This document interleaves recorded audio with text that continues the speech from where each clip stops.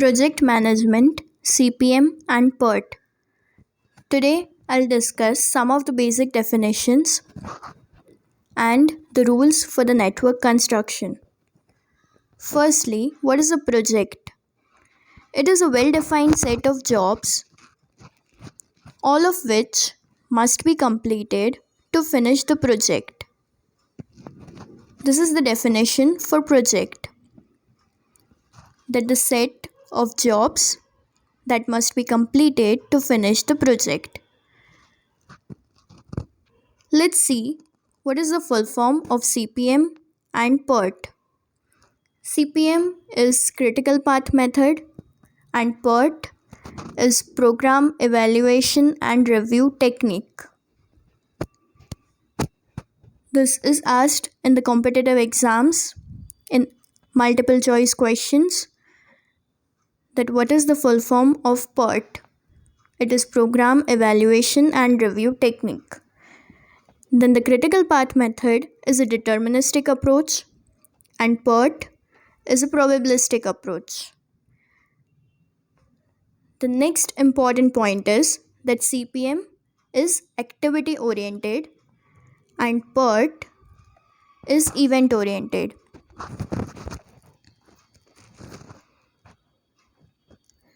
This is the most asked MCQ. CPM is used for the repetitive works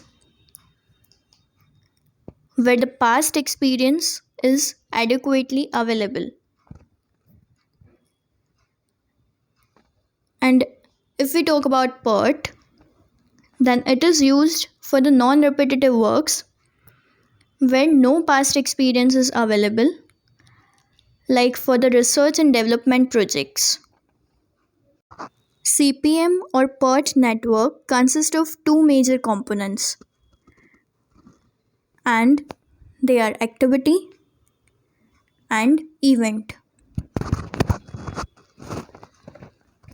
Let's see what is activity. Activity represents the project operation or task to be conducted. Suppose I take three activities A, B, and C. Then this is the arrow and I'll represent it above the arrow, and this shows my activity, that is activity A. Now what is event? It represents the start or completion of an activity. Like as you can see this arrow and one circle before the arrow and another circle at the end of the arrow. So this circle is termed as node. And here this is the tail of the arrow and this is the head of the arrow. The node on the left is known as the tail event and the node on the right is known as the head event. Now I'll just use this network diagram to discuss few of the important definitions and then the rules for the network construction. Here there are 5 activities, namely A, B, C, D and E. And at times the description of the activity is given to us, like concreting or tender, like that. Here I have directly written the activities, which is A, B, C, D and E. So as you can see here, the 3 activities, that is B, C and D, start after the completion of A. That is, we can say that the activity which must be completed before one or more other activities start is known as the predecessor activity. So here A will be the predecessor activity. And the activity that can start immediately after one or more other activities are completed, that is the successor activity. So here in this case, B, C and D are the successor activities. Then as you can see these arrows that are shown by dashed lines, this is known as the dummy activity. That is the activity that does not consume any resources, but it is added only to establish the given precedence relationship among the activities of the project. That is, 2 or more parallel activities have the same head and tail events. As you can see here, that all the three activities have the same head event, which is 5, and the tail event is also the same, which is 2. So that's why we have used the dummy activity. Or the another reason that the dummy activity is used is two or more activities have some of their immediate predecessor activity in common.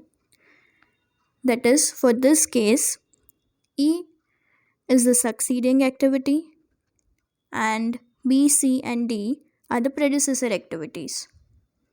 Next, we'll define what are the parallel activities or the concurrent activities. Then the activities that can be carried out simultaneously and independently of each other are the parallel activities or the concurrent activities. And as in this case, B, C, and D can be carried out simultaneously and independently of each other. So these are the parallel or the concurrent activities. Then, as you can see in this diagram, that from the node 1, 3 activities diverge. That is the node from which a number of activities emerge or diverge. That is known as the burst event or the burst node. The next we'll see what is a merge event. Then from these 3 nodes, that is 2, 3, and 4, they converge in one single node.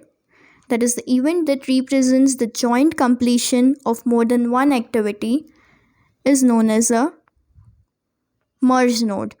And same way we can define burst event as the event that represents the joint beginning of more than one activity. Then the next thing is the rules for the network construction. Our first rule is, in a network there must be only one single initial node and single final node. That is, here as you can see, 1 and 6 are the single initial node and the single final node.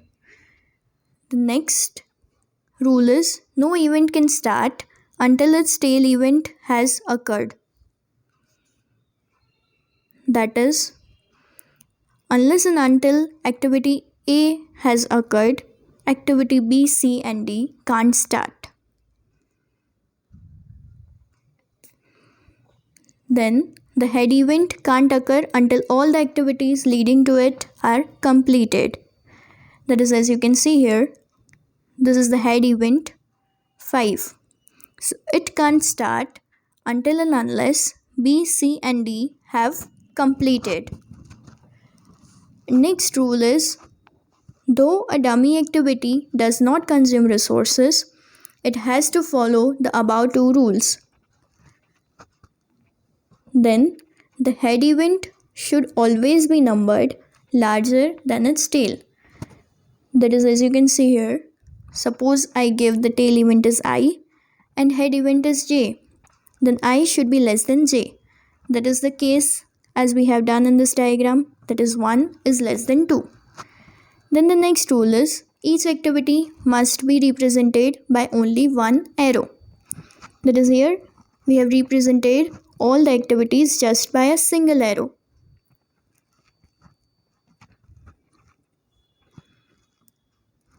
This is the tail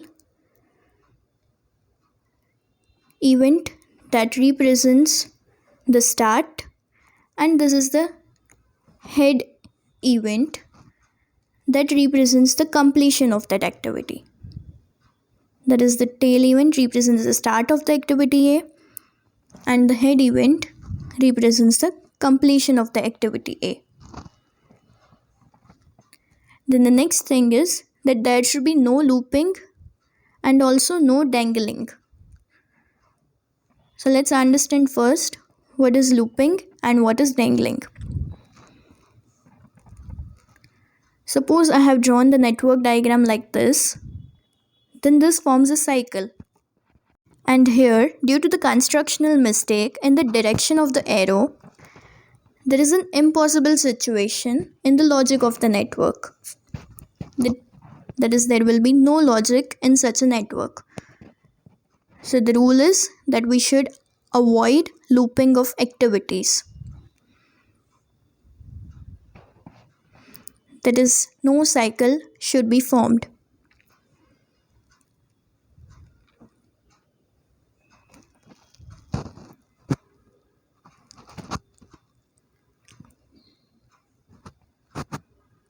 Then the next thing is that avoid dangling.